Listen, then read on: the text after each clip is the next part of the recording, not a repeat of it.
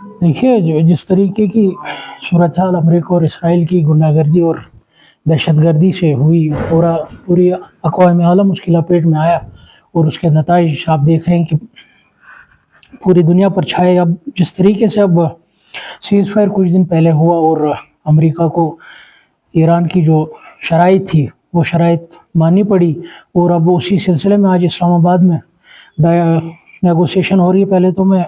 پاکستان کو مبارکباد کرنا چاہوں گا کہ جس ذمہ داری کو انہوں نے مظاہرہ کیا اور خطے کو ڈی ایسکیلیشن کی طرف لیا،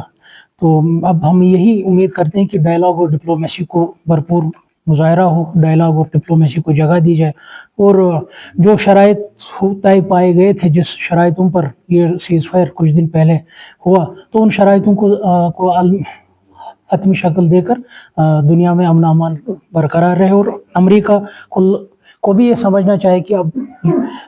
بلی بیسڈ ورلڈ آرڈر نہیں چلے گا۔ جو پالیٹکس اس کی خود کی دہشت گردی سے چینج ہوئی، اب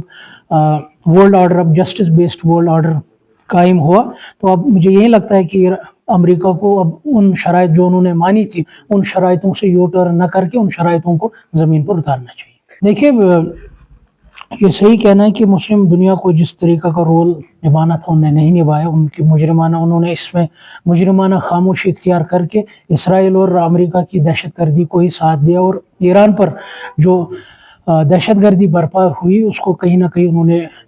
لیجٹیمیٹ کیا، اور کہیں نہ کہیں اس کو منظوری دی۔ یہ کافی افسوسناک ہے کہ مسلم دنیا اس پر خاموش رہی، مگر مجھے لگتا ہے کہ جس طریقے سے اب ڈیولپمنٹ ہو رہی ہے ان کو بھی اب اس بات کا احساس ہوا ہوگا کہ ہماری جو پرائیورٹیز ہے وہ غلط ڈائریکشن میں تھی، اور اگر آج ایران ہے کل کوئی اور مسلم ممالک بھی ہو سکتا ہے، ان کو بھی اپنی پرائیورٹیز ریکورس کرنا چاہیے، اور جو ان کے ملکی مفاد ہے اور امت کے جو مفاد ہے انہی مفاد کی ڈائریکشن میں ان کو بھی اپنا پرائیورٹیز سیٹ کر کے اسی جانب چلنا ہوگا۔ ہماری یہی ایکسپیکٹیشنز ہے، جو جن کنڈیشنز پر امریکہ نے سیز فائر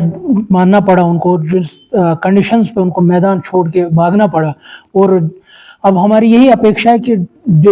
یہ ڈائلاگ اور ڈپلومیسی سے وہ تمام کنڈیشنز ہیں وہ زمین پر اتاری جائے اور ان کنڈیشنز کو حتمی شکل دی جائے۔